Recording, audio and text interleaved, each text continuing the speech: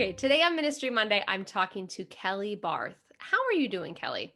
I'm doing great. Thank you. Thanks for having me. Good. Thank you for being willing to chat with me. Yeah. I know that you and I have already talked a little bit before we started recording, but I really always like to give a little bit of context as to why I would like to chat with you on Ministry Monday. And I think it's a You good bet. conversation to start with. So, you and I talked before we started recording about how we have noticed quite a lot of people, a lot of pastoral ministers and pastoral musicians talking about what to do in the next steps of COVID in terms of hymnal use in particular and Yeah. repertoire use. And I think that's kind of why I wanted to chat with you today, and I wanted to talk about simply liturgical music. So first off, Ah. what's your connection with simply liturgical music before we start? Well, just happens to be my favorite subject. Yeah, so my wife Carly and I started Simply Liturgical Music back in 2017. It's just our own endeavor, and it's done really well. And we feel extremely blessed 4 years later. Our launch we were reflecting on this was Cincinnati NPM in 2017. So that's when we launched the company. No way, I did not know that. Yep. Oh wow, wow. And I mean since then, so you started in Cincinnati, and Yeah. how much has changed technologically since then? Well, our concept and idea has stayed the same, but Mhm, the world around us has changed quite a bit. mhm. Even before COVID, we've just noticed a lot more technological use in parishes, but COVID just set that into high gear. Yeah, I couldn't agree more. I couldn't agree more. So, for those who are listening who may not know, what is simply liturgical music? So we are a 4-year-old company. We're not technically a publishing company. We like to think of ourselves as a hub for distributing music that composers are self-publishing. So composers have their music. Maybe it's not with a major publishing company yet, and they just want to get it out there. So we work with we say three categories of composers. We work with entrepreneurs, people like myself who have started their own companies. We work with industry leaders, so people who are have a foot in the door with OCP, GIA, World Library, just anywhere, but they have other music that they would like to share with others. And then my favorite category, we call undiscovered talents. So we have people who just haven't been discovered yet, and they found us, and we're helping them get their music out there. For those who are listening who may not be a composer or who have tried to submit compositions, you mentioned, of course, that sometimes there are industry leaders who have additional compositions that may not be published previously. Can you explain a little bit what that means? Yeah, every publishing company, especially the big ones, they receive so much music and they have so much music that even if someone who has a lot of music with OCP or GIA or World Library, um, they have a lot more music that they're writing all the time, Right. and maybe it's just not the right music for the catalogs of these companies. So this gives them an opportunity to still share that beyond their parish. Most of us composers know that our parish knows our music really well, but others may not, and this gives an opportunity. That's great. So you mentioned a quote as you were having an email conversation with someone recently, and I kind of want to Yeah, sit and unpack that a little bit. So would you yeah, mind just kind of giving a little context and sharing that? yeah. I don't know if I could say who it was, but I was No, talking to just a fellow composer. just a fellow composer, and they were asking like explain to me again, like what is your mission, what are you trying to accomplish? And so I wrote this and I kept it because it was pretty good. It hit the nail on the head. SLM is not just about self-publishing. It's not just about embracing the digital age. It really, if you think about it, it's about changing the industry itself, changing the way we share music so it doesn't get in the way of making music. So what do you mean by that it doesn't get in the way of making music? And making music being on the musician side, that we can Yes, just yes. focus on um, create learning music and sharing it prayerfully with our congregations. So as so I was a music director at a large parish in Omaha, Nebraska, for almost 10 years, and there were all these obstacles I ran into from time to time. They weren't huge, but I really like I had 5 octavos, but I had 10 musicians. And so I would need to buy octavos, and this was before I could just order PDFs and to share with them. And so I would have that inkling to try, maybe to make copies of it and then pay for it later. But I had the typical copyright guilt of doing that. Um, I don't know. Maybe a we have a I always had a flutist and a violinist in most of my groups, and maybe we really needed a violin part. Like we thought it'd be great for this piece, but there just wasn't one that existed. Or handbells. I had a handbell choir, and there's never music for handbells. It's very rare. Yeah, that's correct. Yeah. Very rare. So I don't know, and then trying to find music. Psalms were always a struggle for me. I know it's a struggle for many, Right. especially for daily mass. So all of these things were playing in my head as we created this company, and I tried to solve every one of those problems with a platform that just really makes sense. As okay, if I talk about our platform a little bit. That a platform that you can do because we can do because we have no physical materials we give out, but we are 100% digital. We are and because of that, green, as green as we could possibly be. We give permission to make as many copies as you need. Wow. Now let me preface this by Yeah. saying we really encourage the use of technology. So if you have iPads or other devices that you can use to share music and to read the music, we encourage that. But not all of us are there yet. Our musicians aren't there yet. So we allow you, if you buy the piece of music, you buy the whole piece of music. Like you don't buy the piano part, you don't buy the choral part, you buy the rights to all the parts, which is why if you buy, we say a la carte, then you pay more than you would for just an octavo, but you get everything and you get the right to reprint all of it as much as you need. A good dear friend of mine did 35 years of ministry at her parish, and she would have anywhere from 15 to 35 people in her choir Mm-hmm. on any given Sunday, and that was fantastic. But 35 people, that's a lot of music, and she loved the idea that she could just print as many copies as she wants. Um, on the reverse end, I do ministry by myself a lot. I'll just sing and play, and a lot of companies you have to purchase 10 copies of a piece in order to get the digital file, Right. and I only need the one. But if I buy through SLM, if I buy the one, and then the next week I do have a few people with me, I don't need to buy extra copies for them. Right. I own the piece. Um, Another component of SLM is that we're direct. So we're not a publishing company. We're connecting you directly with composers. So composers have the option of sharing their email address, and most do, which means you can email them as a customer, as a musician, and you can email them just to say thank you for this music, or you can or you can say, I'd really love a violin part to this. Could you write one for me? And we have 50 plus composers we're working with right now, and I can't think of one who wouldn't jump at the opportunity to serve you in that way, to help you with that. And talking about the composers, one of our big things is to be as just as possible to the composers and their music. And I don't know if it is okay if I jump into that whole Yes, please do. Mm-hmm. industry.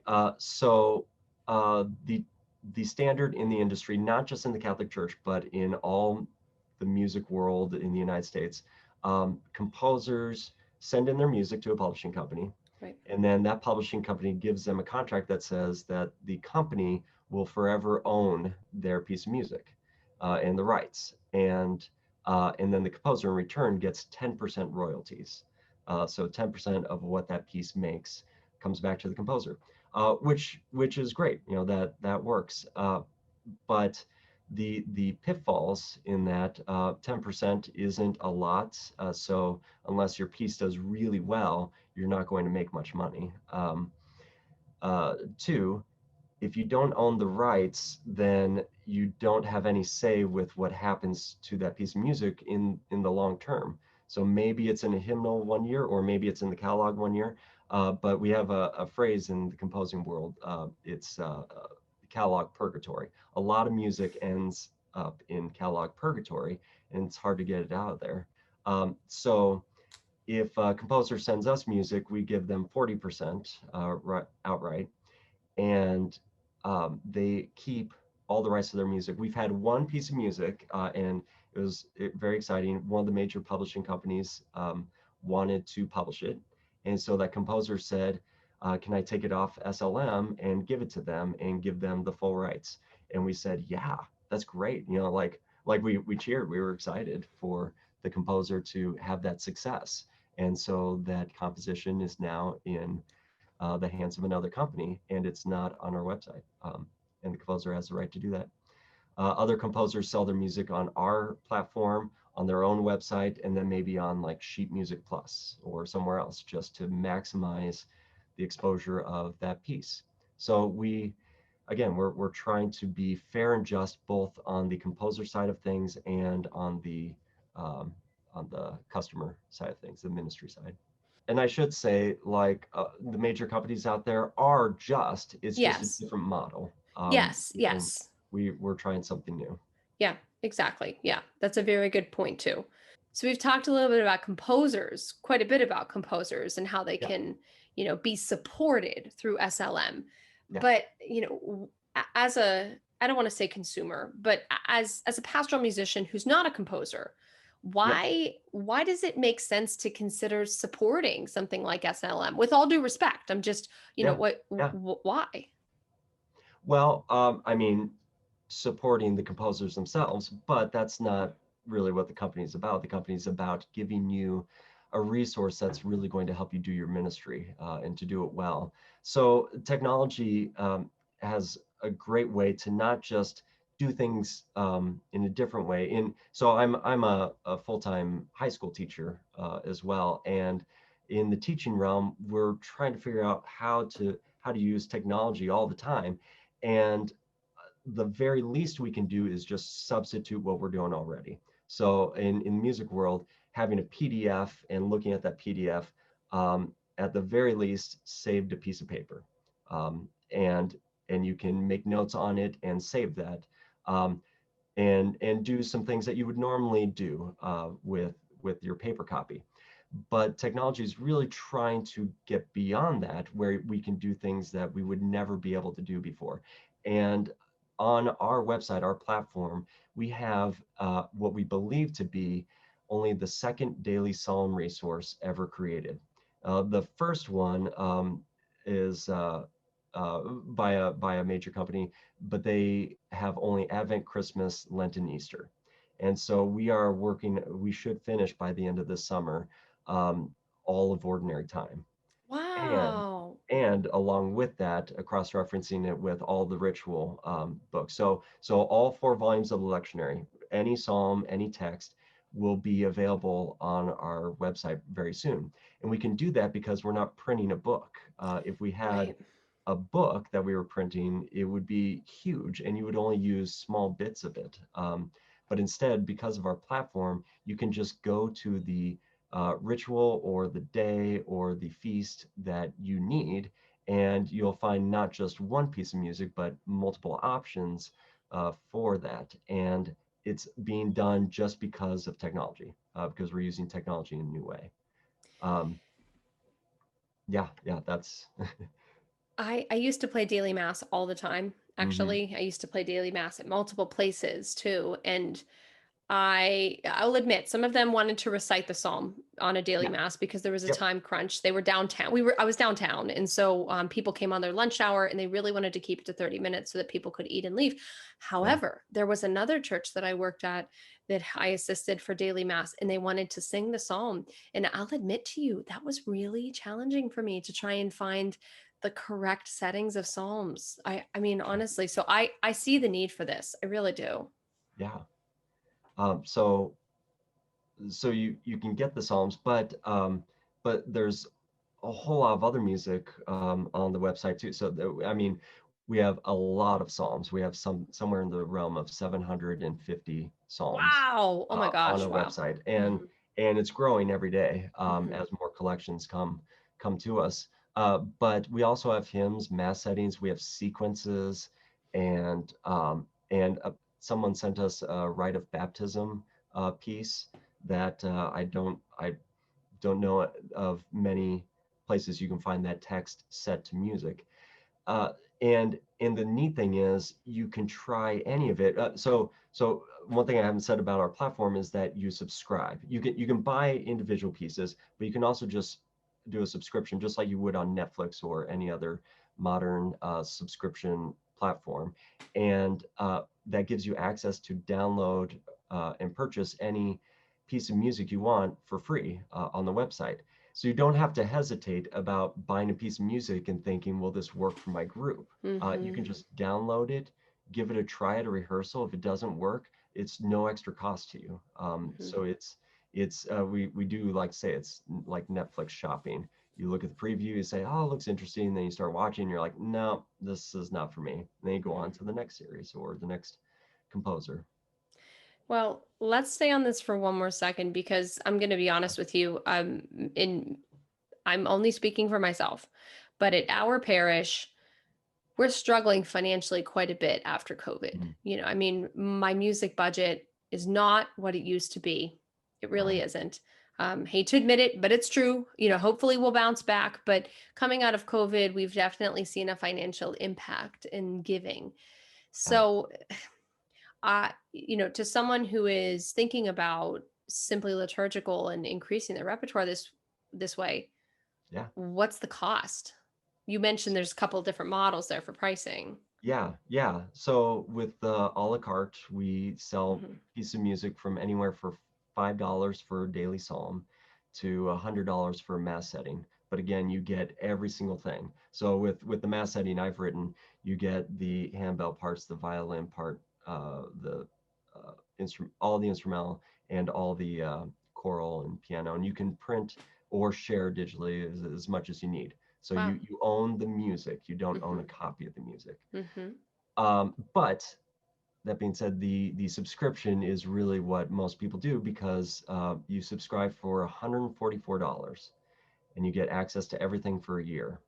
And anything you download, you keep. Wow. So Okay. yeah, because you've purchased it. So you keep that piece of music and you keep it forever. I joke around all the time that I have so many copies of On Eagle's Wings, and I love On Eagle's Wings. Can I mention a piece specifically? Yeah, Okay? sure. Um, Yeah. but it's kind of like my uh, DVDs and VHSs. Like I have a movie in VHS, DVD, Blu-ray, and now I don't need any of those because I just stream it, right? It's true. That's so So true. so we wanna stop that. Just you buy it, you download it, you keep it in your files. But for $144 a year, you can have access to all 1,000 compositions we have currently, and I'll tell you that that number grows significantly every year. So as you are going through your year of subscription, you'll see more and more music being populated as you go. A lot of us are also live streaming or putting sheet music itself in the bulletin, lyrics in the bulletin, making worship aids. Yeah. How does this connect with copyright licensing? Yeah, so we are member publishers of One License. So every single piece of music on our website can be found on One License. So whatever um, permissions you pay for, then you can do that with our music, just like anyone else's. So you would report like you normally would essentially? You'd report like you normally would. And all of our psalms, we categorize them uniquely by putting the name of the composer at the end. So even in the title on one license, you'll see, um, Psalm 23, the Lord is my shepherd, and then in parentheses, the name of the composer. So it's really easy to find our version of the psalm. That's good because I will admit sometimes when I'm reporting psalms, if it's coming from a different collection or something like that, Mm-hmm. I end up scrolling. So that's Yep. good to know that you have the composer in the name. That's really good. And I will say those clicks, like I used to think, well, here's 35 cents, here's 35 cents, like it adds up significantly. So our composers have received uh, really nice royalties from you doing that reporting. So that reporting is extremely important.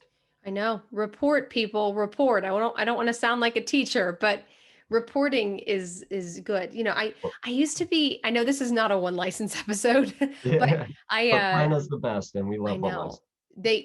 We do one love one license. We do. But I used to be, and I'll admit this to Brenna. I mean, I used to be afraid of reporting for some reason. Why? I don't know. But like, I don't Okay. know if it was Yeah. intimidating to me or what. But yeah, reporting is so easy. Like it's Yeah. literally just the button as you find the song. So And yeah. it helps so much. I had no idea until we started to get those payments in that we could give to our composers, and it's incredible. Mm-hmm. Yeah. Yep. Yeah, Yeah. support your composers and report your music. So my last question is, Yes. of course, you've talked about how you are green. You focus on things ecologically, not just musically. Yeah. So we understand that using, let's just say, using your iPad, for your music is easier in some ways. But why is integrating new technology truly important at this stage in the game? Mm.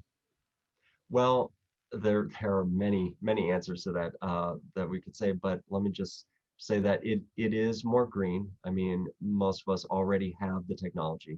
We don't need to be using more paper, more ink, and it costs more to do all that anyway. Right. Um, but it's where our younger generations are, and um, having a teenager and a preteen myself, I know that um, we need we need to connect with young people a lot more in the church, and that's where they're at. They're using technology. They are their their whole world isn't wrapped around this idea that that we need to save the environment, and that technology is our friend, and we should be moving forward with them. Um, and I just think it's the future. I think the days of paper binders for musicians, I think the days of hymnals in the pews possibly are coming to an end, and we need to be ready as a church to jump into that digital age with everyone else. Otherwise, we might fall behind. I also shared privately with you, but I'll mention it now too, that I've shared that hymnals to me, I'm not dissing on hymnals, but No, no, but I've got a hymnals whole set of them. I know I have mine over here. But hymnals have been a challenge in light of COVID-19 Yeah, because at least in our diocese for a long time, you were not necessarily recommended to use them. And yeah, so it did make us think outside the box, to be honest with you, on how we allow our congregations to minister and find the music that they want to sing along to. So yeah, it's been a re-envisioning, at least for me in my parish. I'm sure it has been for many. And the hardback hymnal, the annual hymnal, is still a great model. But like you said, I do think that COVID-19 has really shaken things up, and um, it's a different way to consider how to find new music and use that to serve your congregations. yeah, yeah. I agree. I agree. And that did make me think of something. So I want to go on a small tangent. That's one reason we started with Psalms, because Psalms are easy to incorporate without having to have them in the hymnal, Yes. um, and because they're responsorial, right? Hmm. Um, but the Psalms project, it's taken us 4 years, but we literally now have Psalms for just about every occasion. We'll get there soon. Um, but that's something else that's kind of neat about SLM. We chose one project to start with, and all of our composers said, "Okay, let's do this," and we're all working on it together. So we're kind of excited for our next project. You know, what's it going? Will we focus on antiphons? Will we focus on the Roman Missal in general, and just try to get all those texts? Will we focus more on hymns? And I'll invite NPM and others to help us figure that out, because that's part of our mission, is that we're just going to, from kind of a ground up approach, say what's needed next, and we will work on that as a collective group of composers and get that out. Um, yeah, that's It's that's it's it.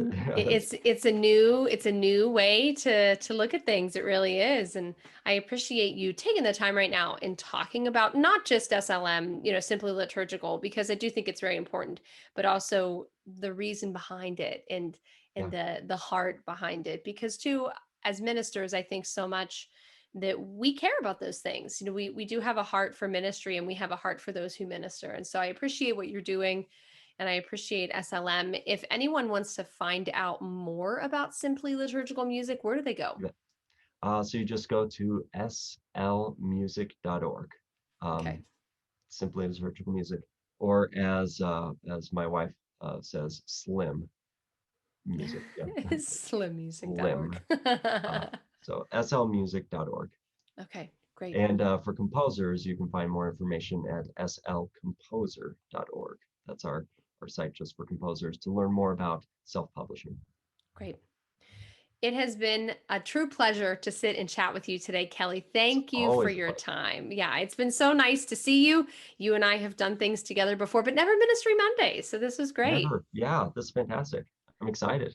I am too. And if you are an NPM member and you're either going to the convention in person or virtually, you can find Simply Liturgical as a virtual booth this year. So go check them out. And if you have follow-up questions, you can schedule a video chat during the week, Yes, or contact them on the app and ask them any questions you have.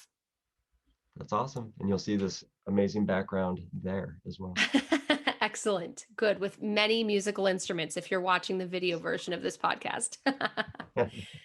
Well, thank you again, Kelly. And I will virtually see you in New Orleans.